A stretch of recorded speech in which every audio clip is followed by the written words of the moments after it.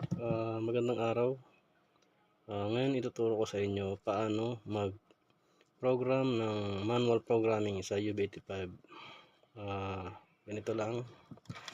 Ah, Off muna natin. Then, power on. Frequency mode.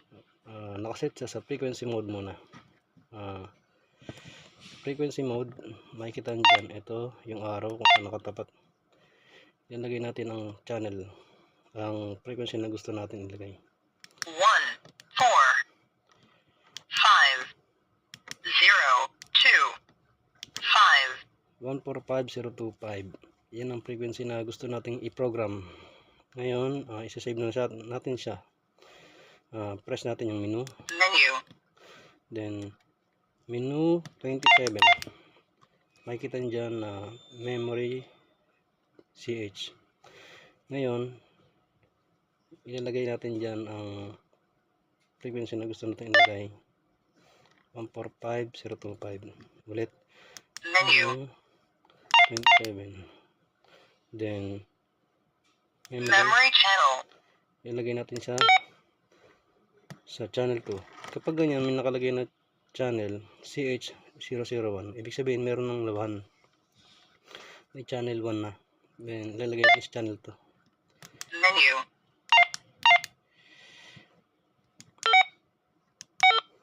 Memory. Yan, confirm na natin. Receiving memory. Yan, nakasave na siya sa channel 2. Then exit. Punta na tayo sa channel mode. Channel mode. Nandito sa channel 2. 2. Ayan, nasa channel 2 na siya. Yan yung sinave natin frequency. Okay, thank you. Frequency mode. Paano nga ba maglagay ng PTT ID sa ating transmit? Simple lang po ang paglalagay ng PTT ID sa ating transmit. Press natin ang menu. Menu. Pwede natin up or down. Hanapin natin dito ang PTT ID or may shortcut na menu 19. Yan, makikita natin yung PTT ID. At pwede tayong mamili kung alin ang gusto natin na kung bot or EOT or both. Pwede natin testing ang bot. Confirm. Ayan, pinata konti. Ang bot ay ito. Ayan. At ang Menu. EOT naman ay ito. Confirm.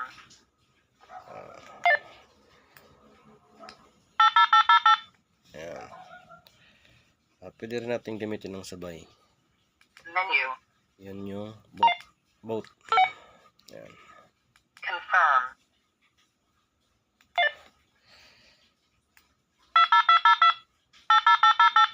Ayan.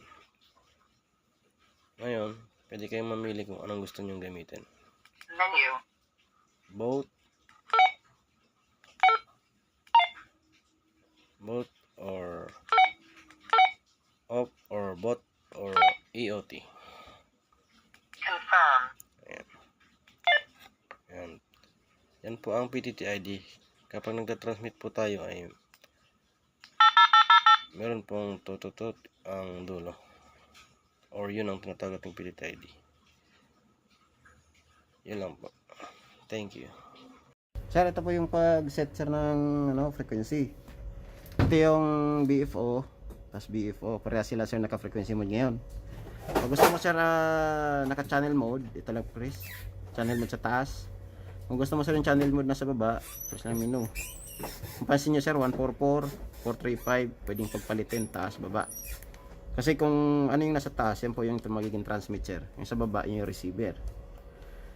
Yan sir. Ngayon sir, meron tayong nakasave na ganyan. Pwede tayong mag-select dito. Pwede rin dito sa mic. Ngayon sir, kung maglalagay tayo ng frequency, lalagyan ng CTCS. Ito yun. Punta muna tayo sa frequency mode. 456175. Ngayon may CTCS na yan sir. Doon tayo sa wala. Itong 144. Yan, wala pa siya. Tapos lalagyan natin ng CTCS, press natin yung pan. Meron siyang TCDC. Punta muna tayo sir sa RTCDC. Tapos i-on natin sa monitor. Yan.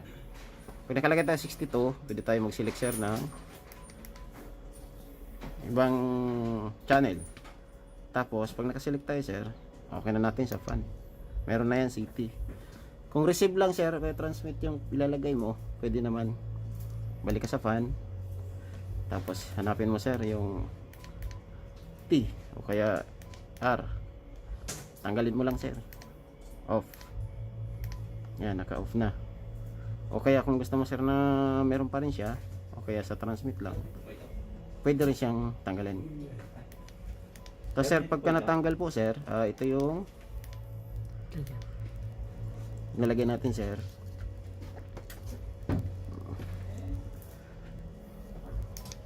Pag natanggal na sir, sa transmit na siya may CTC.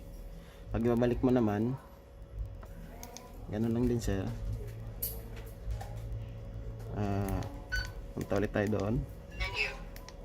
Yan sir, yan nalalabas na. Pipili tayo, step 67, tapos okay. Yan sir, may CT na. Kung gusto mong i-save naman sir, ito lang, press lang ng fan. Fan, tapos to up. Gusto mong i-save, press lang yung mon ng matagal. Nakasave na po sir sa channel 6. Yan sir, makikita natin sa channel 6. Yan sir, naka channel 6, may CT. Okay na sir. Magandang araw mga sir, mga boss. Ituturo ko kung paano mag-save ng crossband repeater frequency. Ngayon dito, meron ako nakasave na dalawang channel lang. Itong 1 at ang 3, 3. UHF at VHF. Punta muna tayo sa channel mode. Frequency mode. Frequency mode. Ayan. Ngayon, pag mag-save tayo ng crossband, ang una nating i-save ay ang receive. For example, ang gagawin nating receive ay itong 153.095 or VHF. Punta tayo sa menu. Menu. 27. Ayan. Ilalagay natin siya sa channel 2. Memory channel. Channel 2 dahil wala pa siyang nakasave. Ayan. Save na natin. Receiving memory. Ayan, maririnig nyo na nagsabi siya ng receiving memory. Ibig sabihin, dun siya sa receive save. Tapos, exit na ulit. Ayan. Ngayon naman ay ang transmit natin. Yung arrow, ibababa lang natin yan.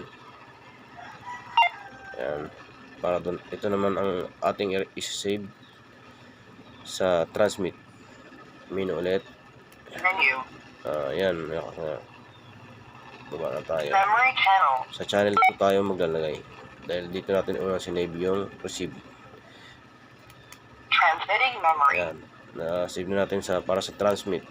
Ayan. Exit na tayo. Ngayon, punta na tayo sa channel mode. Channel mode. Ayan, makikita nyo na nagkaroon na siya ng plus at minus.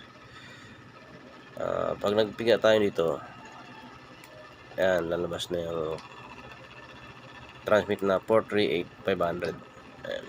At pag may nag-receive naman, automatic kung ano yung nakalagay dyan, yan yung magre-receive. Tapos pag mag-transmit tayo, ayan, 438,500 ang lalabas. Ganun lang po mga boss. Maraming salamat. Okay. Ngayon po, ituturo ko kung paano mag-save ng frequency na may tone o susi gamit ang manual programming. Una ay isi-set natin ang radyo natin sa frequency mode. Power on muna natin. Frequency mode. Ayan, frequency mode. Makikita nyo po yung arrow kung saan nakatapat. Ayan. Kailangan po ang radyo natin ay nakaset sa frequency mode para tayo mag-type ng gusto nating i-save na frequency. 1, 1, 5, 3, 3, 0, 9, 5. 5, 153,095. Yan po ang gusto nating i-save na frequency. Sample po. Ngayon, pag na-type natin siya, punta tayo sa menu.